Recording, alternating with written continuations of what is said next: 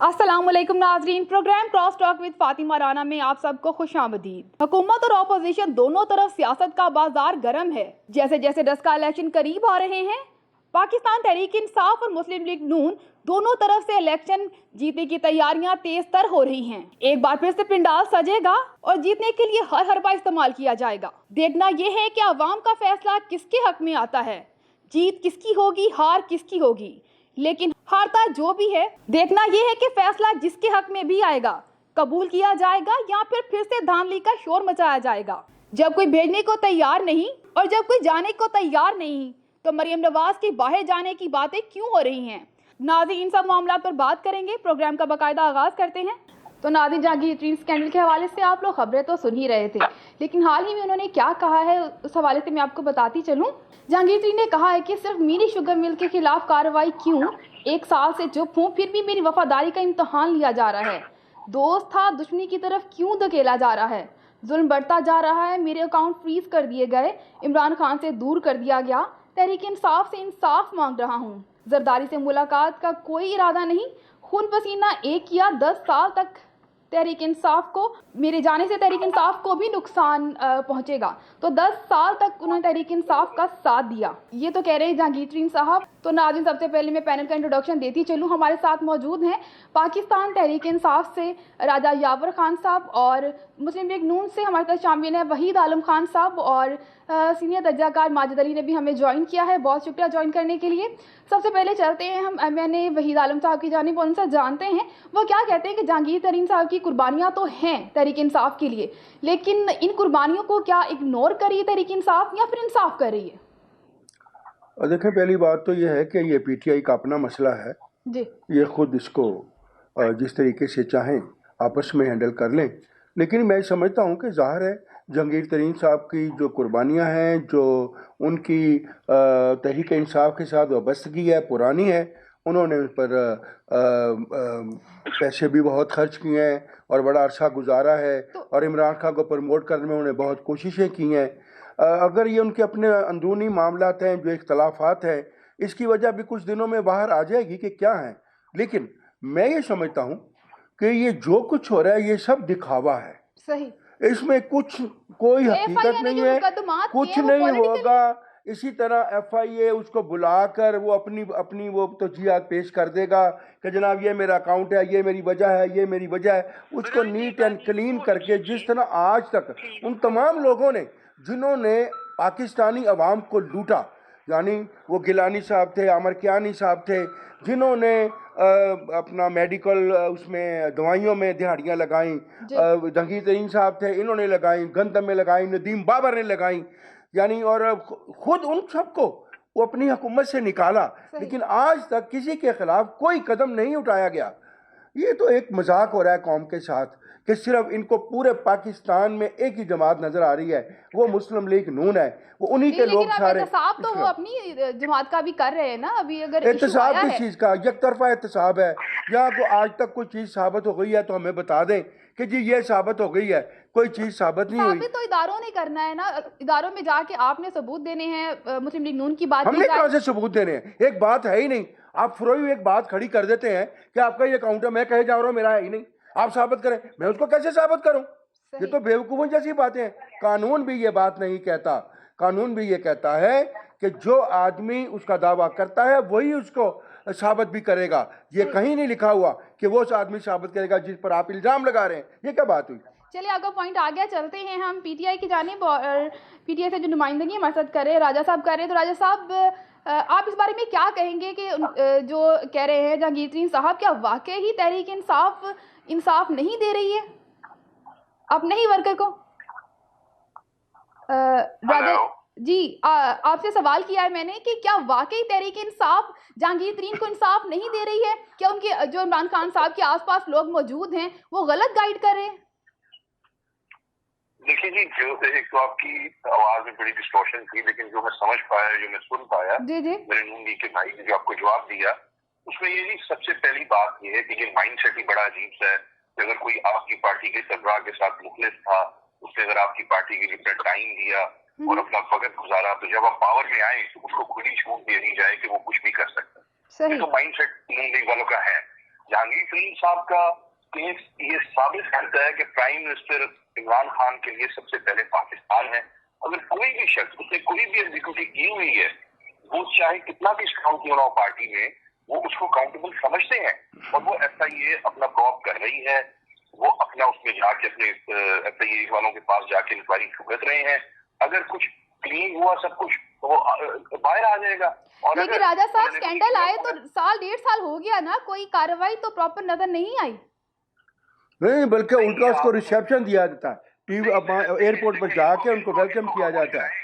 बाबा बात तो ये है कि जिस तरह आपने हमजा शहबाज शरीफ को 1.5-2 साल अंदर रखा, कुछ साबित नहीं हुआ, जिस तरह आपने शहबाज शरीफ साहब को अंदर रखा, उनको भी अंदर रखें, फिर तहकीकात करें। पॉइंट भी लेते हैं। राजा साहब जी आप बताइए। गुजारिश ये है, देखिए 1.5 साल में हमारी गवर्नमेंट ने बहुत कुछ किया। ये जो भी साहब बैठे आमिर खानी के साथ इतना बड़ा स्कैंडल था, क्या था? ये सबसे ज्यादा इनकी लीडरशिप ने इस मुल्क को जिस बेदर्दी से लूटा, और कमाल हैरत ये है, बता दे एक चीज बता दे जिसमें लूटा हो, आपने साबित किया होगा लूट लिया। घर में अपने घर में अपने बच्चों को कैसे फेस करते होंगे जब ये नून लीग का बयानिया डिफेंड करते हैं। मैं तो हैरान होता हूँ कि इनकी मरियम साहिबा टीवी पे आके फरमाती है मेरा तो लंदन में भी कोई फ्लैट नहीं, मेरा ये आप सोचें, PTI वाले सोचें कि वो किस तरह डिफेंड करते हैं इमरान खान को, जितने उन्होंने कौम से वादे किए थे कि मैं 1 करोड़ नौकरियां दूंगा, 50 लाख घर दूंगा। मियां नवाज शरीफ बिजली महंगी करता है तो चोर है।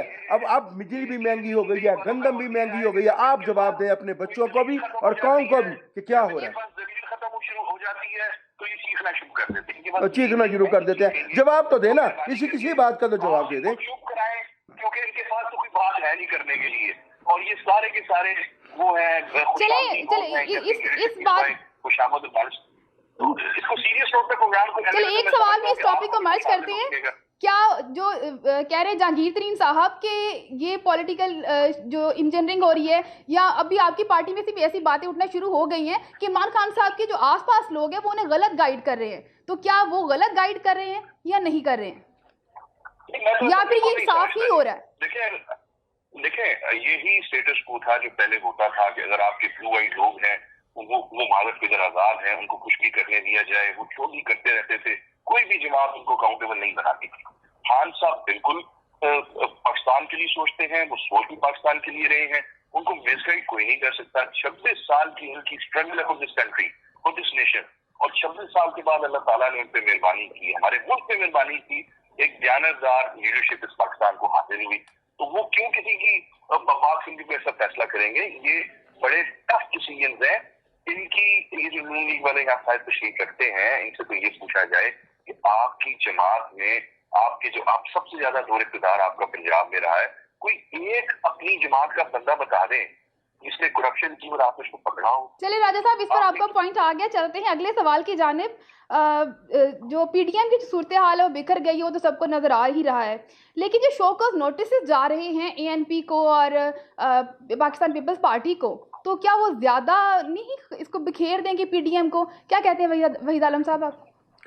नहीं, बात यह है कि अभी तक तो देखिए सियासत है, सियासी लोग हैं, तो बातचीत बैठ के भी तो हो सकती है, उसके लिए शोकॉज नोटिस की क्या जरूरत है? सियासी बातें और फिर आप बाद में आके मीडिया में एक्सप्लेन भी करते हैं कि ये शोकॉज नोटिस नहीं बल्कि वजाहत मांगी जा रही है। जी हाँ, बिल्कुल ऐसे ही है कि जब तक बाकायदा देखें जो PDM के सदर हैं मौलाना फजलुर रहमान साहब वो मौजूद हैं, ये सारी बातें उनके ज़रिए की जा रही हैं।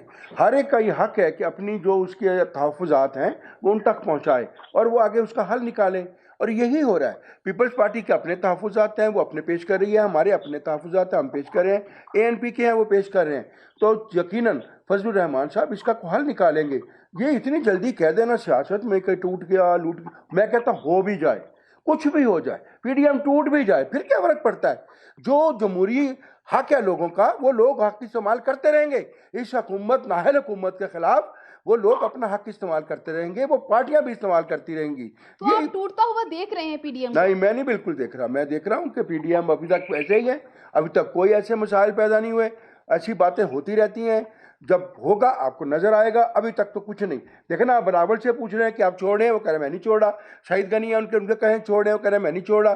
एएनपी से कह रहे हैं हम छोड़ रहे हैं, वो कह रहे हैं हम नहीं छोड़े। आज उनका बयान है, आज भी उन्होंने बिलावल सावर पीपल्स पार्टी को जो सियासी फायदा चाहिए था वो तो उन्हें मिल गया ना। देखिए मेरी बात सुने, ये तो उनका अपना एक अंदाज है सियासत का, उसमें उन्होंने वो अपनाया है, वो उसमें कोई हर्ज नहीं। क्या उन्होंने क्या क्या फ़ायदा उठाया है?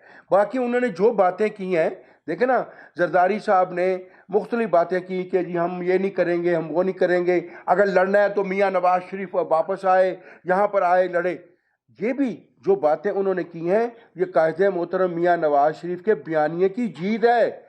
वो कह रहे हैं कि यहाँ आएंगे आप, अगर जमहूरियत के लिए लड़ना पड़ेगा तो बच्चों को जेल में भेजना पड़ेगा, बच्चों को मरवाना पड़ेगा। यही मियाँ नवाज शरीफ की जीत है, ये जीत है उसके बयानिए की। वो ये बात कह रहा है कि इसमें मुल्क में कानून की हुक्मरानी चाहिए, सिविल बालादस्ती चाहिए, यही उसका नुक्ता नज़र है। और ये जरदारी साहब इसको साबित कर रहे हैं इस बात को, और बाद उन्होंने माजरत भी किया इस बात पर। चलिए, आपका पॉइंट आ गया। चलते हैं तजियाकार माजिद अली की जानिब। जी माजिद अली, आप लाइन पर मौजूद हैं? जी हाँ जी, तो आप इस बारे में अपनी क्या राय देंगे कि पीडीएम बनी तो हुकूमत को तोड़ने के लिए, लेकिन इसमें सिर्फ पीपल्स पार्टी अपना सियासी फायदा लेके अलग हो गई, तो क्या इससे पीपल्स पार्टी अगर अलहदा हो गई है पीडीएम से, तो क्या उसकी सेहत को कोई फर्क पड़ेगा? देखिए फातिमा, जहाँ तक पीपल्स पार्टी का ताल्लुक है पीडीएम के हवाले से, तो देखें तो हर पार्टी का अपना जाती मकसद है। इसके पीछे मामला कहाँ तक चलते हैं ये तो कबल वक्त होगा कहना, लेकिन मैं अगर अपना तजिया पेश करूं तो ये बहुत जल्द इंशाल्लाह मुझे लग रहा है ऐसा कि ये दोबारा इनके मामला तय हो जाएंगे और दोबारा जो है पीडीएम एक हुकूमत के लिए एक टफ टाइम साबित करेगी। तो आपको लगता है कि ये टफ टाइम देगी? चलते हैं राजा साहब की जानिब पर, उनसे जानते हैं कि वो क्या देखते हैं कि इस सारे मामले में तो अपोजिशन तो टूटी हुई नजर आ रही है, दो हिस्सों में बटी हुई, तो क्या बटी हुई अपोजिशन क्या टफ टाइम देगी हुकूमत को? जी राजा साहब। पहली बात तो ये है कि जब ये पीडीएम बना था, पीडीएम इत्तेहाद हुआ, तो ये गैर फितरती था। ये सब जो हमारा प्राइम मिनिस्टर ये कहते थे कि ये सब चोर इकट्ठे होंगे एक दिन, और वही हुआ। और फिर आगे इनसे हमें कोई खतरा नहीं है। ये तो लॉन्ग मार्च करने जा रहे थे, ये इस्तीफे देने जा रहे थे। इनकी वो लीडर मरियम साहिबा चीख के खुद ही अपना मजाक बना रही थी कि हाँ हाँ हाँ इस्तीफे इनके मुंह पे मारेंगे। तो इनको जब इस्तीफे भी ना मिले, इनको लॉन्ग मार्च भी ना मिली, तो जरदारी साहब ने तो अपने सियासी कार्ड बड़े बेहतर तरीके से खेले और उन्होंने बताया, उन्होंने साबित किया कि जिस लीडर को ये 40 साल गालियां निकालते रहे, आखिरकार जमहूरियत के लिए वो उनको उसकी कबर पे भी लेके गया और ये वहां जाके फूल भी चढ़ा के आए। और बाद में वही जरदारी साहब, वही बिलावल साहब बचे हो गए, बिलावल नौमौजूद हो गया सियासत में। और ये जो फरमा रहे थे कि नवाज शरीफ का बयानिया तो बुरी तरह पिट गया। जरदारी ने तो बिल्कुल ठीक बात की कि अगर आप ये समझते हैं कि आपका कोई पॉलिटिकल स्टैंड है और पब्लिक और अवाम आपके साथ है, तो आप लंदन में बैठ के क्या कर रहे हैं? देखें, जब इनकी गवर्नमेंट सुप्रीम कोर्ट से खारिज की थी, मियां साहब जब निकले थे लॉन्ग मार्च करने, वो भी एक मार्च हुआ था, तब तो पंजाब में इनके अपने भाई की गवर्नमेंट थी, पब्लिक तो तब भी नहीं निकली थी। और ये सब के सब फ्रस्ट्रेटेड हैं क्योंकि इन्हें पता है कि ये कौम के सामने एक्सपोज हो चुके हैं। पीडीएम से अल्लाह की मेहरबानी से हमें किसी किस्म का कोई खतरा न कल था न आज है। और वो जो मेरे भाई तजिया नगार फरमा रहे थे कि शायद ये हमें टफ टाइम देंगे या आगे इकट्ठे होने जा रहे हैं, मैं आपको दावे से कहता हूँ कि ये इकट्ठे क्या होना, ये चाय की प्याली में भी आगे इकट्ठे नहीं होंगे। और शो को नोटिस ऐसे बांट रहे हैं जैसे कुछ डिक्टेटर हैं ये। भाई आपके आपस में जो भी मामलात हैं, अल्लाह की मेहरबानी से तहरीक इंसाफ पाकिस्तान को एक सही सिमत पे लेके जा रही है और इंशाल्लाह बहुत जल्द ये जो सारे बाय डिफॉल्ट स्टेटस को बना के पिछले 40-50 सालों में यहाँ गंढ डालते रहे हैं सियासत में, इंशाल्लाह इनका खात्मा होने वाला है। और यही फ्रस्ट्रेशन इनके अंदर है और ये फ्रस्ट्रेशन आगे भी इनके अंदर रहेगी, हमें इनसे कोई खतरा नहीं। चलने वहीद आलम साहब की जानिब, उनसे जानते हैं कि जैसा कि कह रहे थे राजा साहब भी और पीपल्स पार्टी का भी मुतालबा है कि नवाज शरीफ वापस क्यों नहीं आते। अगर वो वापस आते हैं तो शायद इस्तीफों वाली बात पे पीपल्स पार्टी भी अग्री हो जाती है। तो आप क्या देखते हैं कि नवाज शरीफ साहब पाकिस्तान वापस आएंगे? अब सबसे पहले तो ना आप इमरान खान साहब से पूछें कि उन्होंने क्यों बाहर भेजा। उन्होंने कहा था मैंने खुद भेजा बाहर, पहली बात है ना? चल अभी तो अब बस वो बीमार हैं, साहिब फराश हैं, जैसे ही वो ठीक होंगे वो वापस आ जाएंगे। इमरान खान साहब ने तो खुद कह दिया कि मेरे हाथ में कुछ भी नहीं है, अदालतों ने उन्हें जाने दिया, और मैं तो कह रहा था कि मचल के लिए जाएं उनसे, लेकिन वो भी अदालतों ने नहीं लिए। जी हाँ जी हाँ जी, वो तो हम देख रहे हैं जी कि इमरान खान साहब जो कहते थे कि हमने इदारे तबाह कर दिए हैं, इमरान खान साहब खुद अपने अदारों को तमाम को बारी बारी हर अदारे को तबाह कर रहे हैं। पहले उन्होंने आवाम पब्लिक को चोर बनाया, ब्यूरोक्रेट को चोर बनाया, बिजनेसमैन को चोर बनाया, फिर कहा कि अपना इलेक्शन कमीशन रिजाइन कर दे, और अगले पिछले हफ्ते उन्होंने ये कह दिया कि अदलिया भी हमारे खिलाफ है। बाबा इमरान खान तो वो नवाज शरीफ को कहता था कि नवाज शरीफ अपने एम्पायर के साथ खेलता है, और ये तो अपना जो ऑडियंस है उनको भी अपने लेकर खेलना चाहते हैं। और खुदा का खौफ करें, इस तरह सियासत नहीं होती जिस तरह कर रहे हैं। आज तक आपने बता दीजिए जितने लोगों को आपने करप्शन में निकाला, उसमें नदीम बाबर हो, गामर कियानी हो, हफीज शेख हो, जितने भी लोग हैं पूरे के पूरे, आपने 3 साल में इतनी कबीना तब्दील किया है, इतने ब्यूरोक्रेट तब्दील किए हैं। बताइए मुझे किसको पकड़ा, किसको रखा है? और आप कहते हैं हमारा गैर फितरी इत्तेहाद है। चले आपकी बात मान लेते हैं, तो आपके जो इत्तेहाद है कौन सा फितरी है? आपने खुद कहा परवेज इलाही पंजाब का सबसे बड़ा डाकू, शेख रशीद जिसे वो चपड़ासी न रखना चाहें, और MQM वो जिसे आप बेनकाब करने के लिए इंग्लैंड में जा रहे थे, वो सब आपके इत्तेहादी हैं। वो आपके कहाँ से फितरी इत्तेहादी हो गए? आपकी तो 6 वोटों की गवर्नमेंट है, वो किसी वक्त भी आप देखें और आप ही के लोग गिराएंगे, हमें कोई जरूरत नहीं है गिराने की। अगर पॉइंट आ गया, अभी टाइम हो रहा है ब्रेक का, चलते हैं ब्रेक की जाने।